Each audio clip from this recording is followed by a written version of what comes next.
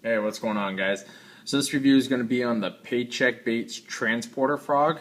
It's really not much of a frog as it is a topwater creature bait. You can see it's got the arms there and it's got the popping mouth, so it's a little bit more unique in the.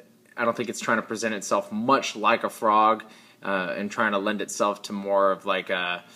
I guess it could be a frog, could be a bird, it could be just something that's in the water, squirrel, whatever. So I want to tell you about my time on the water with it and just go over some of the cool little features that it has. So let's check it out. Alright guys, so the Paycheck Baits Transporter frog comes in one size. It has a length of 2 5/8 inches and a weight of 5/8 of an ounce. It's obviously a topwater floating style hollow body frog. Go and show you guys my measurement of the body here. From about the line tie to the end of the body, it's about 2 3/4 inches. Without that line tie, it's like they say, it's about 2 5/8 inches. And then the material here, it looks like it's made out of rubber. You've got some on both sides, and the material on the top is about 1 1/4 inches long. And it looks like there's about, let's see, about 10 strands on the top and another 10 strands on the bottom. So 10 strands in all 4 corners of this topwater frog. And then the strands on the back are about 2 3/4 inches. So it's actually a pretty large frog. I'm going to show you what it looks like up against this Copper's Live Target 65T. You get a pretty good idea of the size of that up against the 65T, being that's 65T is pretty recognizable, and everybody knows that's a pretty large frog. So give you the idea there. And the frog, I mean, it's a very stout feeling frog. It looks like it's got a small weight back here. I can't really tell as far as what it looks like inside the lure, but it does look like it has a fairly small weight, but it does seem to cast very well for what it is. And I noticed that the frog actually it sits slightly canted like this, maybe a little less canted than the Copper's Live Target when you throw it out there, but I guess it sits fairly flat on top of the water. And why that's important to you is I was surprised to find that this frog actually walks fairly decently. It's not the best walking frog I've ever used, but it definitely does a better job than what I would have thought going into the review because of these appendages that it has jutting out the sides. I thought that it would have created a lot more drag and made it more of a bear to walk. And also with the popping mouth, just again more drag. I thought it would have again just been a little harder to walk. You guys know me, I don't do much of the walking stuff anyway, but I do test it out just to see for you guys how well they do walk. With this frog, I don't think it's doubly as important to walk because of the fact that it is a popping style mouth. So I think that the reaction strike is going to come from the popping action that this creates. And I will say that it was actually a pleasure to use this frog because I've used the bronze eye popping frogs. In fact, I'll show you one here if I can get it out. Here we go. Here's a bronze eye popping frog, and I actually felt that the transporter frog did a better job popping than the bronze eye popping frog did. That's just my opinion. I don't really have any facts to back it up. I just felt like it was an easier frog to walk. I've noticed that on Tackle Warehouse, some people have had issues with this thing taking on water. On the contrary, I haven't had that issue with this frog. I actually felt like it did a really good job staying buoyant and keeping the water out of the cavity of the frog. So on the other side of it, though, the body is very stiff. And normally with soft body, hollow body frogs, the body's being a little bit more rigid. I mean, we're talking, peanuts here. I mean, the softness of a frog is such a small, minute detail because all the frogs are soft. I think we're just splitting hairs, but this frog is actually noticeably rather stiff, and I actually noticed that I had some troubles getting some hook sets, whereas I wasn't doing anything different than when I would use my Copper's Live Target frog, and I would set the hook in the same exact fashion and I would miss fish on this one about 50% of the time, whereas the Live Target I could probably land them about 90, maybe 93% of the time. So I do feel like the contributing factor to the hook sets being missed with this frog, it has to be because of the body. Now the hooks on here, they're a round bend hook. In fact, if you go to their website, they talk about, let's see, the Transporter uses a 60-degree uniquely bent gamakatsu hook combined with a heavy-duty harness to ensure more quality hookups. Now, it does seem like they've done everything to stack the odds in their favor to get the fish to land on this frog, but I didn't feel like it was, I don't want to say good enough, but I just didn't feel like they were landing as well as I don't feel like they were landing as well as the Copper 65T, let's put it that way. What they talk about the unique bend, if you look at this round bend hook here, you'll see that the point of the hook kind of sweeps upward a little bit. And I think that they're just trying to promote a good hook set there by A, you don't have to bend the hooks up, but B, because of the stiffness of the body here, they're trying to, like I said, just stack the odds in their favor so they can sweep those hooks up a little bit, and that way they can get this just to, you can get the fish to just barely get a little bit of bite on there, and then you might be able to get them.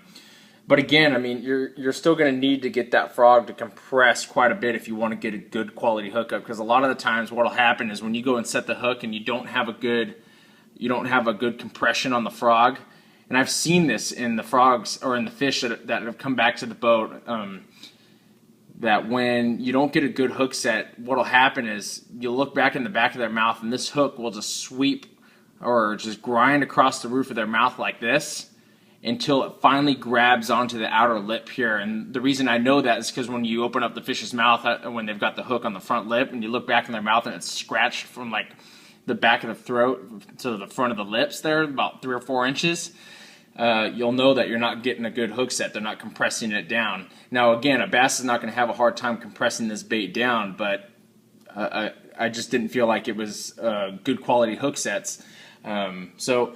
But again, I think it's a really cool frog. It's something that should be added to your, at least some style of popping frog should be added to your hollow body frog arsenal, just because of the fact that there's not a lot of popping frogs to be had out there, and it just offers a different dimension to the frog fishing genre, I guess, because people that like to fish poppers, this was exactly like fishing a popper, to be honest with you guys. It just has these large round bend hooks on them instead of the treble hooks all over the place like a popper normally does, so you can actually throw these into heavy cover, which was nice. And you can work this really slow too and get the dynamic action that you might be looking for in just a small centralized area. If you know there's a fish, and if you know there's a fish in a certain area, you can really hone in on that area with this by creating a large disturbance on top of the water with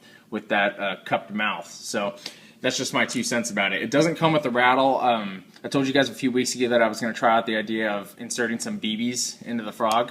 So I did that, and I felt like it was that it worked pretty good. It's not the Clatterbrat Death Dealer Bart or anything, but it definitely helps the noise factor. And I added 3 to the cavity of this frog, and it only made it sit just slightly canted more inside the water. So you want to pay attention to that if you're going to add BBs to these frogs, just because of the fact that you don't want them to start sinking on you.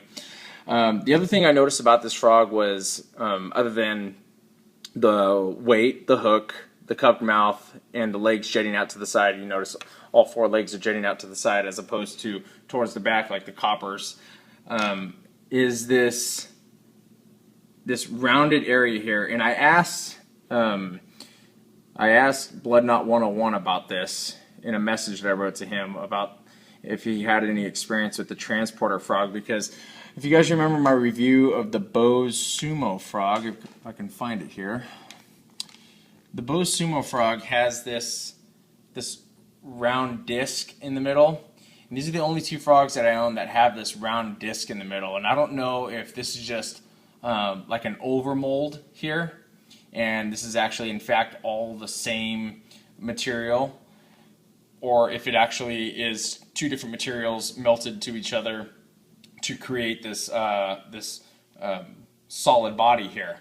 So I can't tell you for sure what it is, but I know that Skip has said that these are two different materials on the Bose Sumo Frog, and I can't tell you for sure if it's the same here, but it's just something that I noticed, so take notice. Go ahead and go over the colors. Paycheck Baits does some pretty cool stuff with their names on their frogs, and I actually really like them. This one's called Braid Breaker, I think. They have 7 different colors. They got Toilet Fresh, Stripped Gears, Rod Breaker, I Dare You, Bruised Ribs, Broken Arm, and Braid Breaker. And like I said, this one's Braid Breaker. The skirt material is very thin on these, by the way, guys. I mean, like I said, it's about 10 and 10, so the average being about 20, so it seems like they split it between the two, maybe to cut down on costs of building the frog, I don't know.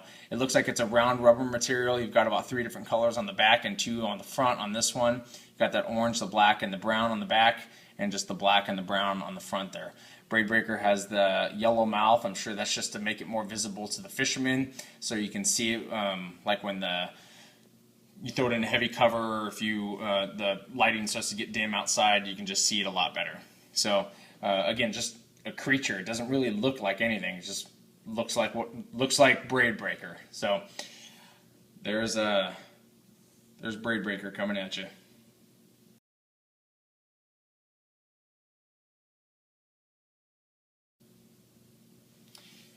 This color, I fished with this one last week in one of my fishing videos. This one's called Bruised Ribs. Bruised Ribs.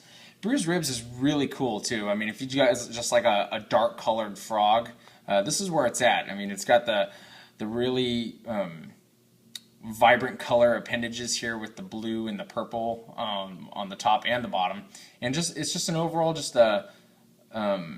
a black body, hollow body frog. This one's yellow in the cup part of the mouth with it on the edges as well, and this one is just red, and it just stays on the inside there. So just a dark colored hollow body frog, creature bait, topwater, whatever you want to call it. So there's Bruised Ribs.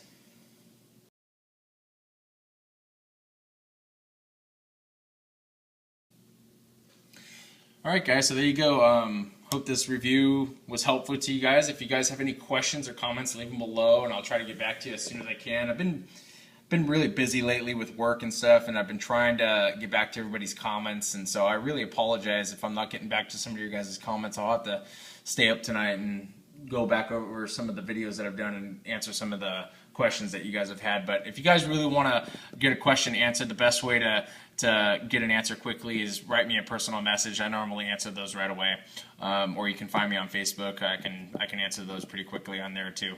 Also, if you guys have any experiences with the frog, leave them down below so people can learn from your experiences, and just try to have a good idea of what they're getting into with this frog. Alright guys, thanks for watching. If you guys liked the video, hit the like button down there in the lower left corner. Really appreciate that. Thanks a lot.